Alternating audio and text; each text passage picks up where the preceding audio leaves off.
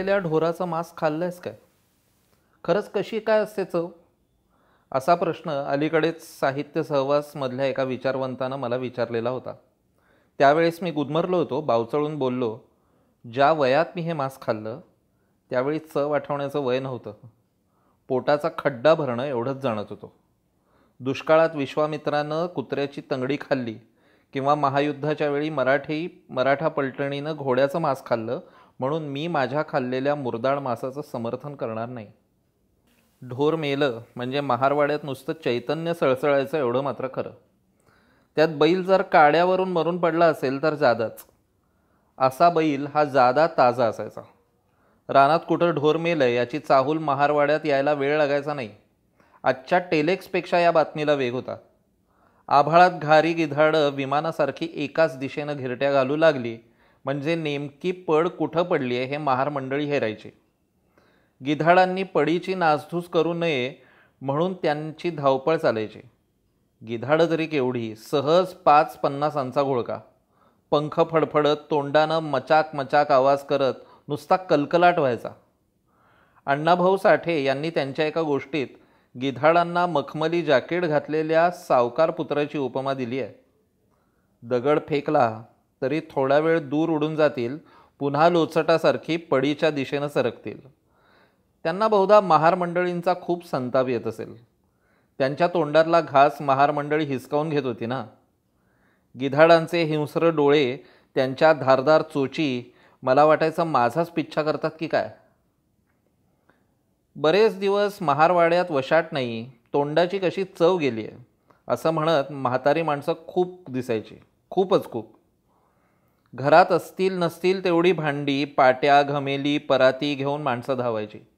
कातडं सोलीपर्यंत त्यांचा दम नसायचा.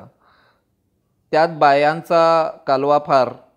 आमच्या वयाची मुलं मात्र वेगळ्या कारणासाठीच खूप असायची. कातड्याला लागून पातळ चिलबाटाचा थर असायचा. त्याच्या साहाय्यानं डफडी, ढोलकं बनवता यायचं.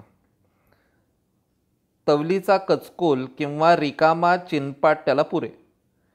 चिलवाट ताणून बसवायचं आणि उन्हात वाळवायचं. 1-2 दिवसांनी चर्मवाद्यासारखे सूर उमटायचे. मेलेल्या ढोराला खांदा देणं हे काम म्हणजे आईचं दूध आठवणारं. प्रचंड मोठं लोढणं 2 माणसांनी खांद्यावर वाहून आणायचं. जनावराचे 4 पाय करकचून बांधणे आणि त्यातून सुई होतात तसे लाकडी गुळगुळीत दंडाळ आरपार होणे. एखादी पालखी घेऊन जावी तसं ते दृश्य दिसायचं. गाय असेल तर तिचे केविलवाणे डोळे आकाशाकडे लागलेले बघताना पोटात कालवाकालव व्हायचीच.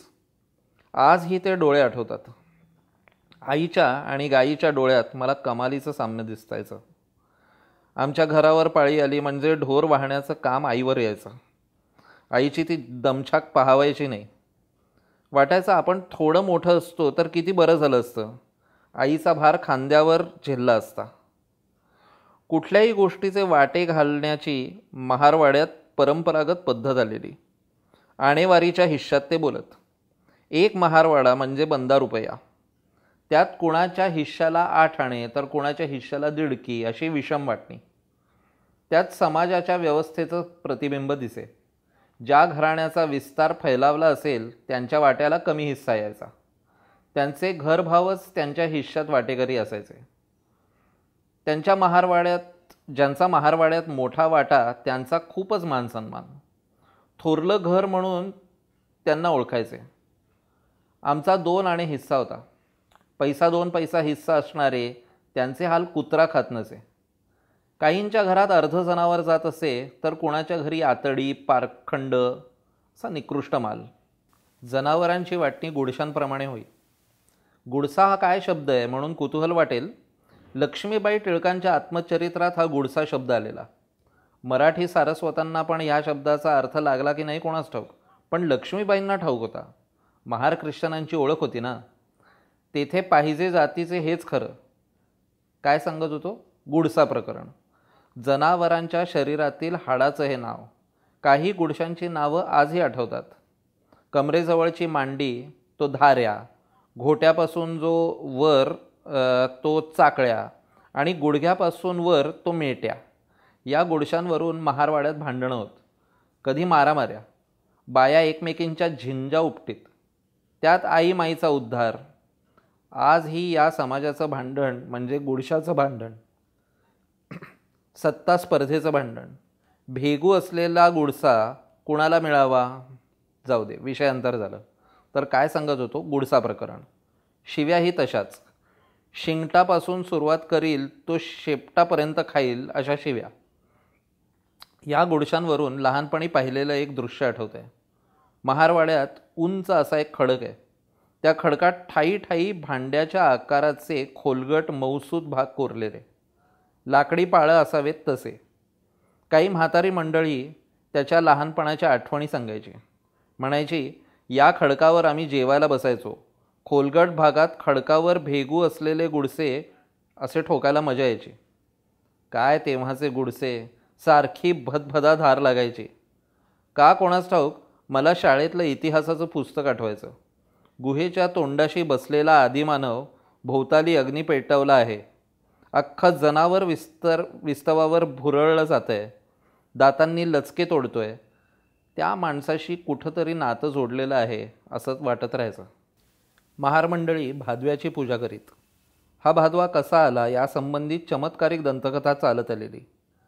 तवलीत पिठाचे उंडे उकडणे आणि त्यांनी पूजा बांधणे हा प्रकार. गोष्ट सांगतात की कोणे एकेकाळी गावातल्या पाटलाचा बैल महारानं मारलेला. महिना भाद्रपदाचा.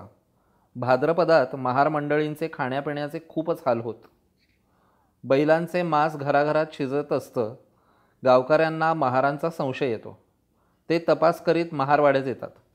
शिजणाऱ्या मांसाचा वास त्यांच्या नाकात शिरतो. आता महारडी सापडणार आणि आपण त्यांना कुत्र्याच्या आईवाणी बदडणार या खुशीत गावकरी झडती घेण्यास निघतात. त्यावेळी महारमंडळींनी म्हणतात, भादव्याला साकडं घातलं, तुला विसरणार नाही असं वचन दिलं. झालं. प्रत्येक गावकऱ्याला मांसाच्या ठाई तवलीत पिठाचे पांढरे शुभ्र उंडे दिसले. भादव्यानं आपल्याला संकटातून वाचवलं म्हणून चालत आलेली ही भादव्याची पूजा. समजा एखाद्या घरात अर्ध्या जनावराचं मांस आलं तर ते काही एका दिवसात खाणं शक्य नाही. त्यांच्याकडे फ्रीज कुठला? मग ते काय करीत एवढ्या मांसाचं? तर ते चक्क वाळवीत. अर्थात मांस कसं वाळवीत याचा प्रश्न तुला पडला असेल. ते बोटाच्या आकाराच्या लांब लांब अशा चाण्या करीत. चाणी म्हटली की म्हणजे कोणाला खार आठवेल, पण खारीचा ह्या चाणीची काहीही संबंध नाही. चुलाणावर वाळत घालत. धुरामुळं त्यांना लाल जर्द रंग यायचा. महारमंडळी हे कुठं शिकली हे मात्र सांगता यायचं नाही, पण डुकराचं मांस ही असंच वाळवतात. ही प्रक्रिया परदेशात फारच प्रसिद्ध आहे म्हणतात. हे जेव्हा मी वाचलं तेव्हा महारमंडळीचं मला कौतुक वाटलं. ह्या चाण्या वाळल्या म्हणजे त्यांचे बोट बोट तुकडे करीत. त्याला ते तोडक्या म्हणत. आखाड श्रावणात पोटाची भूक भागवण्याकरता ह्या रिझर्व्ह कोट्याचा त्यांना उपयोग होई. केव्हा केव्हा यावर छानपैकी पांढरे शुभ्र बुरशी चढे किंवा सफेद किडे वळवळत. अंगणात काठी घेऊन हे वाळवीत बसणं हे आमचं पोरासोरांचं काम. जनावरांचं काहीच फुकट जायचं नाही. घरात दिवाही चरबीचा जळायचा, तर हाडकं विकत घेणारा मुसलमान तालुक्याहून यायचा. आहे की नाही गंमत? बर्फाळ टंट्रा प्रदेशातील याक ह्या प्राण्याबद्दल तू असंच वाचलं असशील. चाण्या तोडक्या हे शब्द तुला नवे वाटत असतील. या शब्दांवरून लहानपणी ऐकलेला तमाशातील विनोद आठवतो. कोतुळचा धोंडू बापूचा तमाशा त्या काळात खूपच प्रसिद्ध. त्यात बापू म्हणजे खूपच अतरंगी माणूस. तव्याच्या पाठीसारखा काळा कुळकुळीत, तोंडावर देवीचे ठोके, डोळे तिरळे, तमाशात सोंगाड्याचं काम करी. राजा जेव्हा त्याला फाशीची शिक्षा देई तेव्हा तो म्हणे, फाशी तर मी लई खाईन. सारे श्रोते हसायचे. अर्थात महारमंडळींनाच हा विनोद कळायचा. फाशी हे जनावरांच्या शरीरातील एका भागाचं नाव आहे आणि तो भाग खाण्याला अतिशय रुचकर लागतो हे काही सवर्णांना कळायचं नाही. सर्वांना याची नावं माहिती नसली तरी गावातील काही मंडळींना ह्या मांसाची चटक लागलेली आठवते. आमच्या घरी एक मराठा तरुण यायचा. नाव सांगत नाही कारण आजही त्याच्यावर बहिष्कार पडायचा. तो चोरून लपून खायचा. गावात आम्ही सांगू नये म्हणून तो हम्या दम द्यायचा. एकदा मी असाच खिशात खरपूस भाजलेल्या चाण्या घेऊन तालुक्याच्या गावी शाळेत गेलेलो. दुपारच्या सुट्टीत खाऊ हा माझा बेत. मधल्या सुट्टीत शाळेच्या पाठीमागे जाऊन हे मी चोरून खात होतो. तितक्यात एक ब्राह्मणाचा शाळा मित्र जवळ येतो आणि चोरून काय खातोस म्हणून विचारतो. माझा चेहरा गोरामोरा होतो. काहीतरी उत्तर द्यायचं म्हणून मी चांदण्या खातो असं उत्तर देतो. चांदण्या कशा लागतात हा या मित्रापुढे प्रश्न. एखादी तरी चांदणी दे म्हणून तो हट्टाला पेटतो. आपल्या हातून बामणाचं पोरगं हाकनाक बाटेल आणि उद्या कोणाला समजलं तर आपली धडगत नाही ह्या भीतीने मी ओढलेला असतो. मित्र विनवण्या करू लागतो. मी त्याला एक चांदणी देतो. तिच्या खरपूस स्वादानं तो खुश होतो. हळूहळू ही बातमी तो काही मित्रांना सांगतो. हे मित्र सोनार शिंपी असतात. एक प्रसंग तर माझा चांगलाच स्मरणात आहे. परीक्षा जवळ आली म्हणजे आम्ही सारी मुलं शाळेतच झोपायचो. शिक्षक रात्रीचे वर्ग घ्यायचे, पहाटे उठवायचे. आई मोळी विकायला आली की सोबत माझं जेवण घेऊन यायची. ती पाट्यावर मटण ठेचत असे आणि त्यांचा खिमा करून भाकरीवर घेऊन येत असे.